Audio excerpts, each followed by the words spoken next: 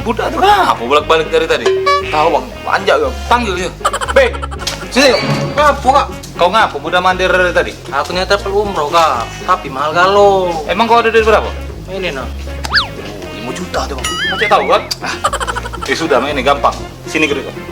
Pokoknya kau terima beres pacak umroh. Kau tunggulah di rumah. Tunggulah ya. Ya Wan. Nah, ini motor yang untuk kau. Apa bukan motoran sama umroh nih? Hah, kau udah tahu deh, Mangkonyo bangga pakai NMAX.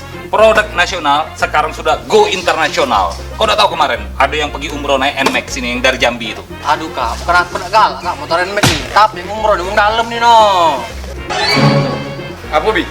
Lah datang travel umroh ya? Mana datang kak, nah habis duit tak udah duit kok nih beli motor NMAX nih. Apa? Apa yang harus kita lakukan wahai Puat? Getinya kita harus kabur abang. Mari, ayo.